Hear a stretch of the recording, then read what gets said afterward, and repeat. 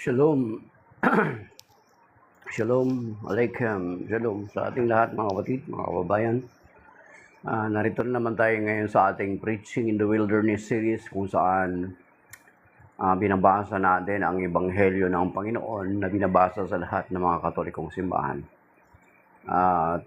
Binabasa natin at pinagdinilayan ang Ebanghelyo at paminsan-minsan ay sinasagot natin o tinatalakay din natin ang ating pananampalatayang Katoliko. Tinatawag natin din itong Preaching in the Wilderness series sapagkat alam naman natin na napakalawak ng TikTok, ng platform na ito, yet hindi natin ma-expect na may makikinig or wala. Pero sinasabi ng banal na kasulatan sa 2 Timothy chapter 4 verse 3 to 4 that the preach the word of God in season or out of season. At sinabi pa sa ibang translation, whether it is convenient or inconvenient. So kaya natin ito ginagawa. At ganun din, bilang laiko, hindi tayo mga clergy, hindi tayo mga pari, maaring magkakamali tayo sa may mga pagkakamali tayong masabi, pero yung sinasabing ecclesia supplit at ecclesia supplit ng tinatawag, the church will supply. And then, kung magkamali man tayo, but never tayo magsisinungaling para lamang mapagtakpan or makapag-akay ng miyembro pabalik sa ating simbahan. Hindi natin ginagawa yan bilang mga Katoliko. Sapagkat kapag humahantong na tayo sa sa pagsisinungaling, tayo yung nagiging nahulog na sa bitag ng ating kaaway.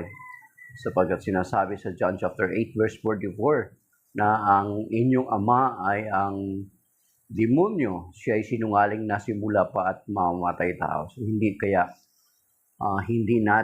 tayo hahantong sa pagsisinungaling para lang makapag-akay ng mga miyembro or pabalik sa ating simbahan.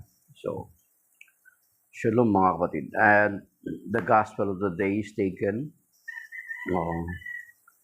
from the Gospel according to St. Luke chapter 7 verses 36 to 50.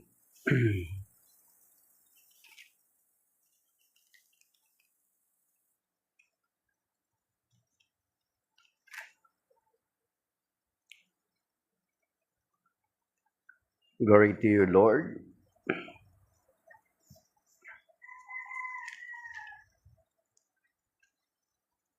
A Pharisee invited him to dine with him, and he entered the Pharisee's house, and he reclined at table.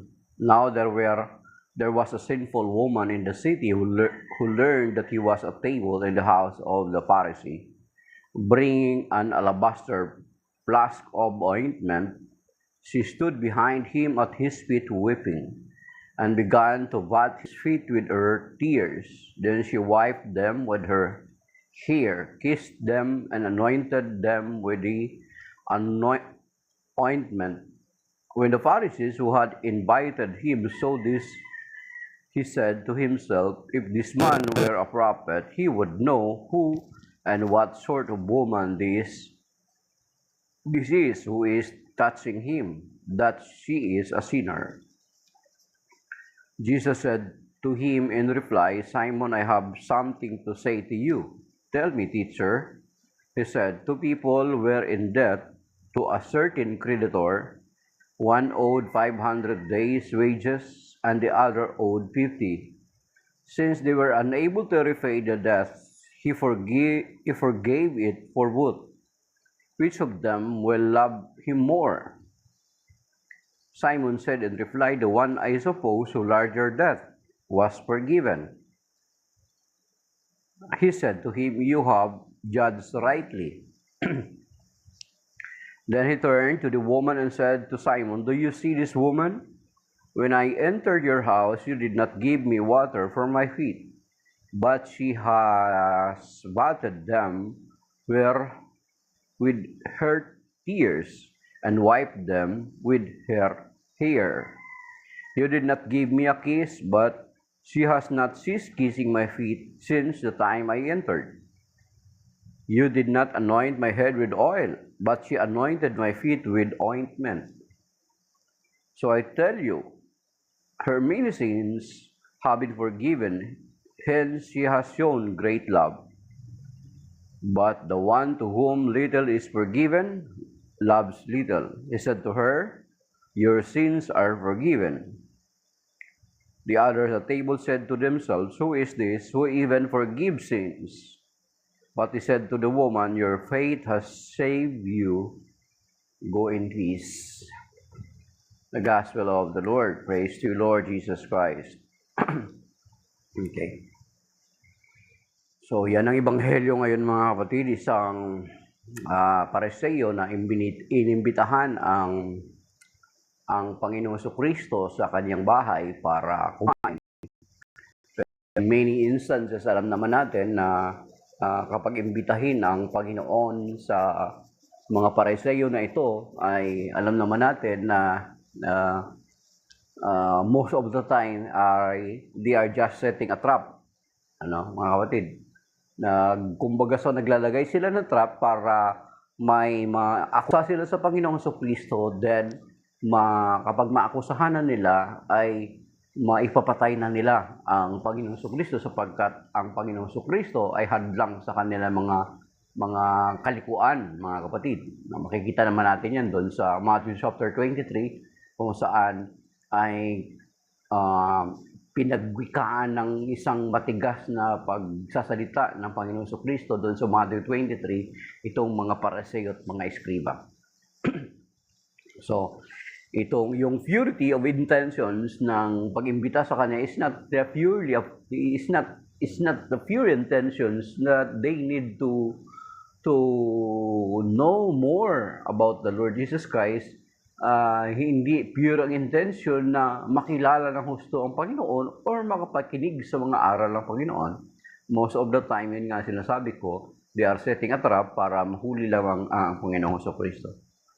At itong babae, with alabaster jar, according sa mga ibang mga nag-aral, ito'y tumutukoy kay Maria Magdalena. May mga ganong, bagamat hindi binanggit yung pangalan dito, na may alabaster jar, isang mabangong, isang pabango na ibinuhos ng babae sa Panginoong Jesucristo. At pinahiran niya ng kanyang buhok. Ang kanyang luha ay pumapatak pati doon sa paanan ng Panginoong Jesucristo. At itong si Simon Pariseo, Simon the Pharisee, na sabi niya, kung totoong propeta ang Panginoong Jesucristo, alam niya kung anong klaseng babae ito. So, mas nakakagulat, mas siguro si Simon nagulat, sapagkat hindi lamang alam ng Panginoong Jesucristo kung anong klaseng tao yung babae, kundi alam niya pati ang inisip ni Simon. So, kaya ang Panginoong Jesucristo ay nagsalita ng ganitong parabola. So, let us remember mga kapatid, na in many instances na alam ng Panginoong Jesucristo, at maging kung titingnan natin doon sa John chapter 21, sa conversation nila ni St. Peter nung tinanong ni San Pedro ng Panginoong Jesucristo sa San Pedro kung mahal niya, sa ikatlong pagkakataon ay sinabi ni San Pedro, sabi niya, doon sa John 21:15-19, mga kapatid, sinabi ni San Pedro doon, sabi niya, Panginoon, alam mong mahal ko kayo, alam mo ang lahat ng bagay, alam mo na mahal ko kayo. Di ba? Yun yung sinabi ni San Pedro sa Panginoon. But the Lord Jesus never rebuked Peter, no Peter, na psycho ko lang or na nabasa ko lang sa isip mo na it seems to be like that. Hindi siya sinaway ng Panginoong Jesucristo. Nung sinabi ni San Pedro sa Panginoong Jesucristo, Panginoon, nalalaman ninyo ang lahat ng bagay. Alam ninyong iniibig ko kayo. Hindi siya sinaway ng Panginoong Jesucristo. So in these instances, sigurado, nagulat si Simon Pariseo sapagkat alam ng Panginoon Jesucristo kung anong uri ng babae yung pumasok na may dalang alabaster, yung may dalang pabango na binuhos sa Panginoon. At the same time, alam niya kung ano yung nasa isip ni Simon para sa iyo. Di ba? And then, bakit alam ng Panginoon sa Kristo? It is because Diyos siya. Okay? Diyos siya. Kaya alam niya ang lahat ng bagay. Because ang nagtataglay lamang ng katangian that knows everything is God. Hindi ba? Ang Diyos lang, yung omniscient, all-knowing. Omniscient, omnipotent, at omnipresent. Jesus possesses omniscient, knew everything. Paano natin masasabi yun? Ay may isang instance na sinabi niya na doon sa eschatological event na yung pagdating ng huling panahon ay hindi niya alam, binanggit niya na hindi niya alam. Di ba? Mga ganon. Of course, in our Catholic perspective, sa ating pananampalataya, let us remember that our Lord Jesus Christ possesses His humanity. Nagtataglay siya ng taglay-taglay niya yung pagiging tao niya, human nature. Nagutom siya, napagod siya, nauhaw siya. But in His divine nature, He knew everything. Kaya nga nung sinabihan siya ni San Pedro doon sa John chapter 21, verses 15 to 19, sa ikatlong pagkakataon, na parang nakulitan ni San Pedro, Panginoon, nalalaman ninyo ang lahat ng bagay. Alam ninyong mahal, iniibig ko kayo. Hindi siya sinaway ng Panginoong Hesukristo. Okay? Mag-cite pa tayo ng ibang instances. Kung bakit sinasabi natin na itong si Simon para siya siguradong nagulat at nagulat siya. Isang instances, mga kapatid, marami pag yung mga ibang instances na bagitin natin. Okay, kunin ko muna yung note ko rito, mga kapatid. Okay. Para masasabi natin that the Lord possesses His divine nature, alam niya, at kaya nasabi niya yun kay Simon Pareseo. Okay. Tayo na rito. Ito mga kapatid. Hanapin ko lang yung note ko. Para at least, actually, ilang beses na natin ito sinasabi. Gusto ko lang ulitin kasi nabanggit ulit ngayon. Mga kapatid, that is why gusto nating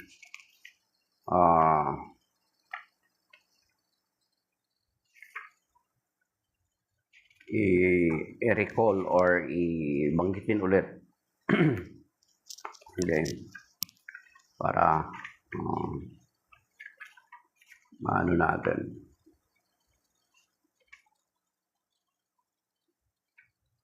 Okay. Dito sa Luke chapter 22, verses 10 to 12, mga kapatid. Itong Luke chapter 22, verses 10 to 12, ito yung nagtanong ang mga alagad, Panginoon, saan tayo maghahanda ng apo ng Pampaswa, their Passover meal. So inutusan ng Panginoon itong mga alagad, sabi niya, pumunta kayo sa isang nayon at may masasalubong kayo na isang mama na may pasan-pasang banga. Sundan ninyo siya. At nung pumunta yung mga alagad sa bayan, nakita nila yung mama. Okay? Yan yung pangalawa, mga kapatid. Una, yung sinabi ni San Pedro doon sa John 21:15 to 19, na Panginoon, nalalaman ninyo ang lahat ng bagay. O yan. Try to imagine this instance. I thank you, contemplative souls. God bless you. Then, sa Matthew chapter 17, verse 27, di ba nung nagtanong ang Panginoon Jesucristo kung marapat ba na na sila magbahayad ng buwis? Sumagot si San Pedro, hindi marapat.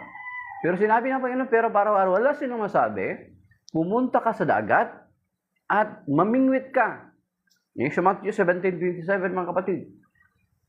Ang unang isda na mabingwit mo, kunin mo at may makikita kang barya at ibayad mo sa buwis natin.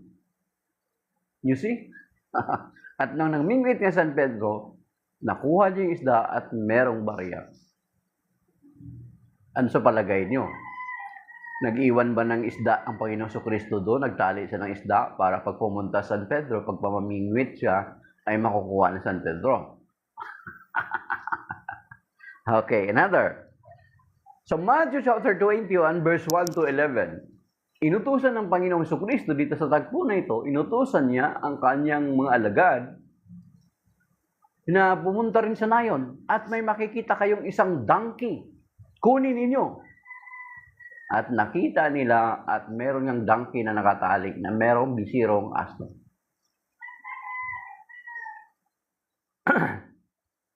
Okay.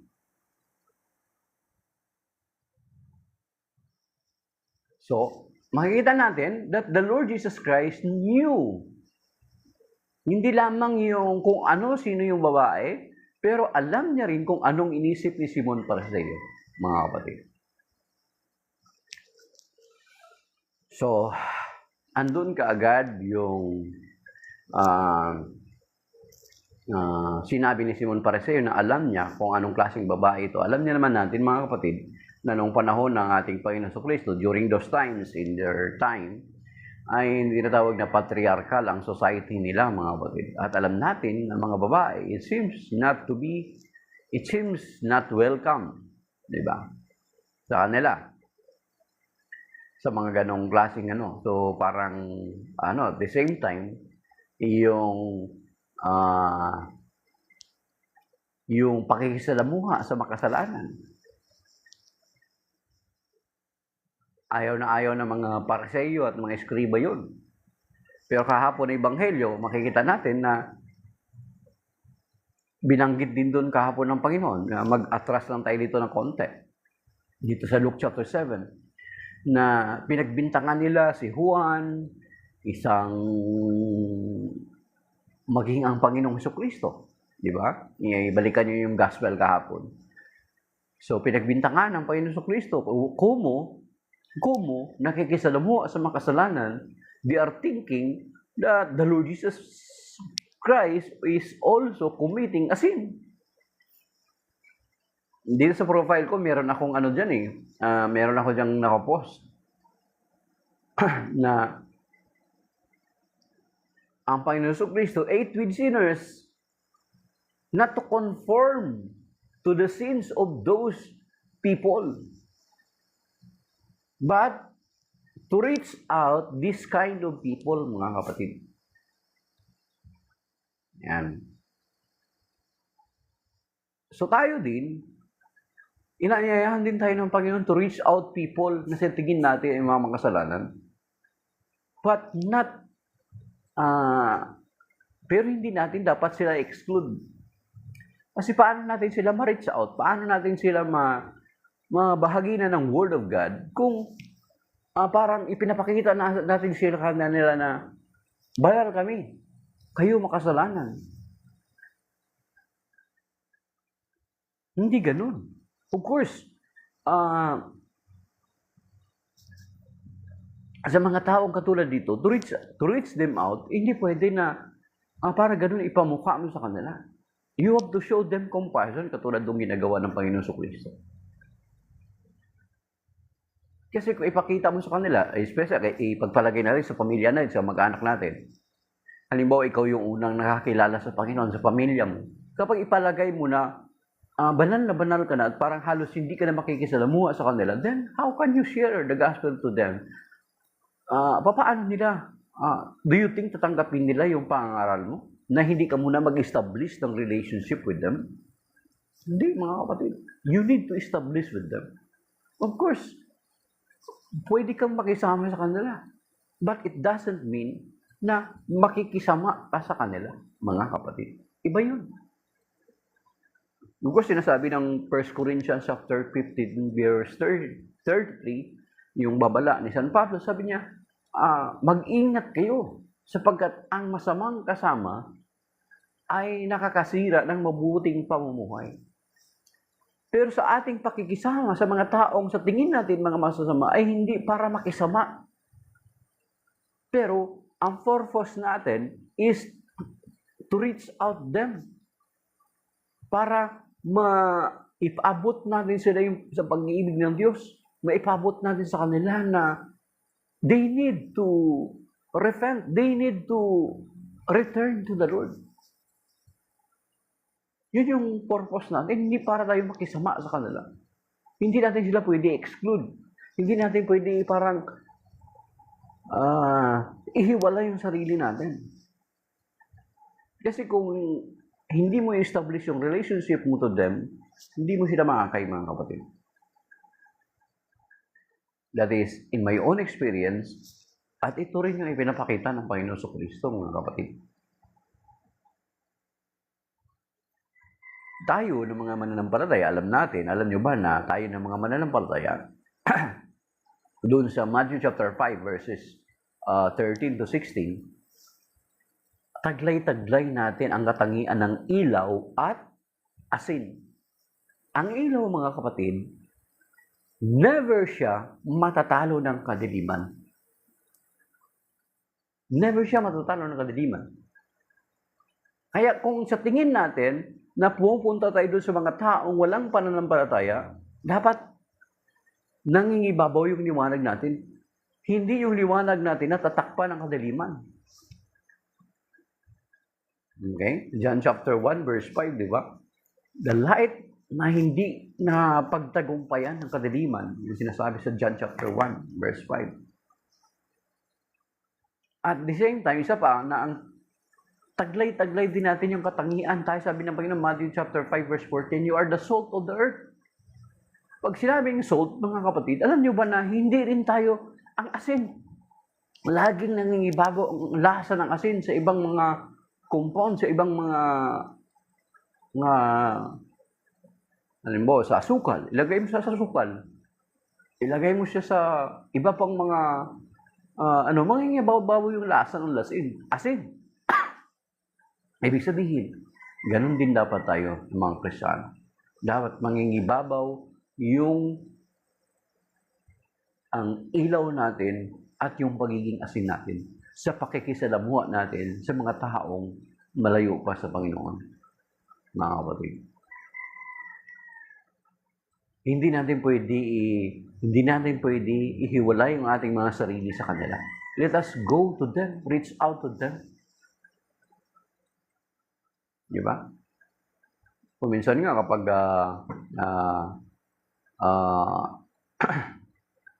nagiinuman sila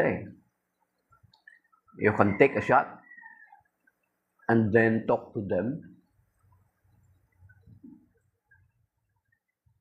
Mga kapatid. Di ba? Hindi yung